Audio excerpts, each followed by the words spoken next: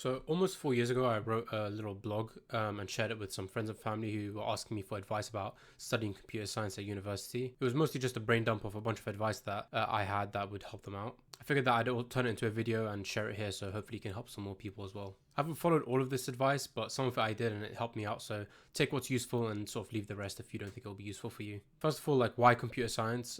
That's what I studied, and I don't really want to try to convince you to study computer science, but if you are interested in computer science, you should know kind of roughly what it's about. So, computer science, it teaches you to think about computers, and it's not just about learning how to code, it's about problem solving and logical thinking in general, and programming is sort of the tool that enables you to do those things.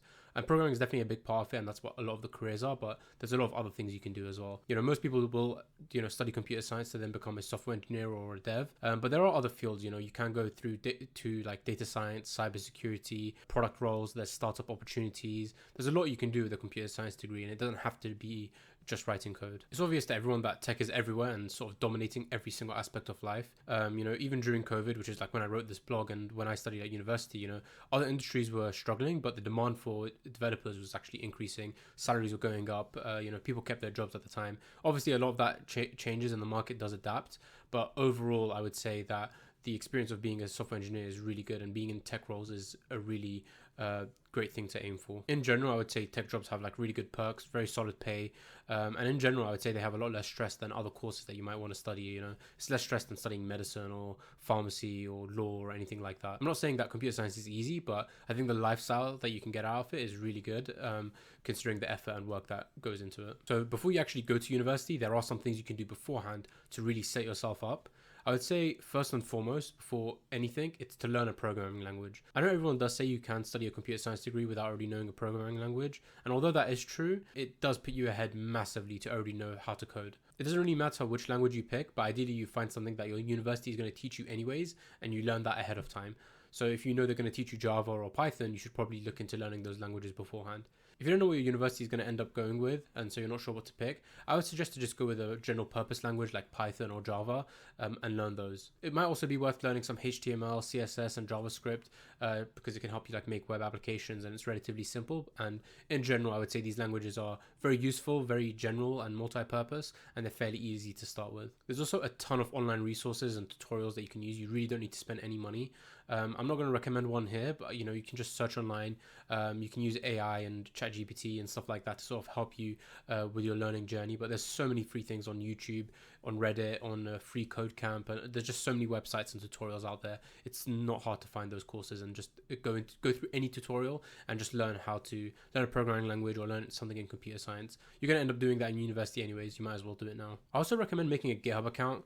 You might not end up using it and you might not have any projects to put there, but it's really useful to just have one set up and ready. Maybe do learn how to use it. But also, once you do join university, you'll actually get a student email account that you can use with your GitHub account. And that will give you a GitHub education account, which has some perks, which are very nice. You'll be able to get things like a discounted domain name, some hosting, and some other perks like that as well. On that same vein, like, you should also make a LinkedIn account. It might feel cringy to make one at first, but trust me, you're really, really going to want to have one.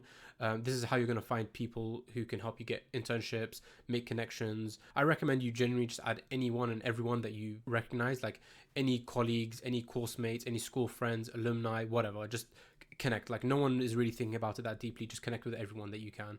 And while you're at it, while you've just made a LinkedIn account, you might as well also make a CV. It doesn't have to be perfect right now, but you should find a template, put your information into it, and boom, you now have a CV. And doing these few things will put you ahead of easily over half of the people that are going to be joining your university. Like, it will massively, massively put you ahead. You'd be surprised by how many people don't have a LinkedIn, don't have a GitHub, don't even have a CV, so having those things really puts you ahead. If you need help with any of these steps, I highly recommend you join the localhost Discord. People that can review your CV, give you feedback on your LinkedIn, your projects, and so on. So definitely join the Discord. Another thing that's useful is to join groups like the Bright Network, Upreach, SEO London, and other groups like that. What they'll do is sort of run courses and give you connections to companies. They might run certain events and so on. These aren't really that amazing, some of them, but there's things that you can still end up putting on your CV if you're really, really desperate. They'll also just give you general insight into the tech scene and the careers available to you. I personally got one of my internship offers through this.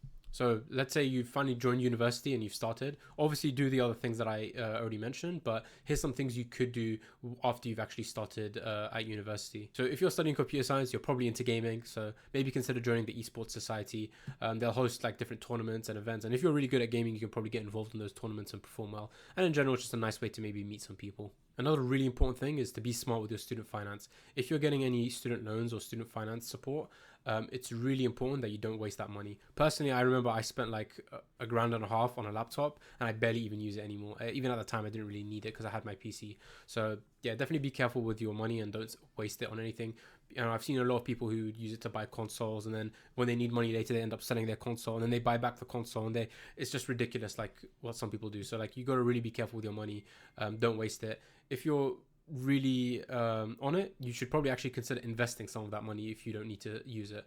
That's personally what I did, and it helped me set me up massively financially when I actually did end up graduating. On that note, don't invest on something like crypto or Bitcoin or Dogecoin or whatever. Like, invest in really safe stuff, and over those 4 years at university, you'll make a lot of like a really nice return. This one's obvious, but go to your lectures, do your coursework. It sounds very basic, but the coursework can save you if your exams go really bad. Personally, I would make sure I always pick the modules that had the highest percentage of coursework, and for all my coursework, I'd aim for the highest grade I could possibly get. I'd just put as much time into that coursework as possible and do whatever it takes to get a really solid grade so that it could carry me in the exams and for the rest of my grade. In case you didn't know, 60% is a 2-1 and 70% is a first, so you want to sort of aim for those grades.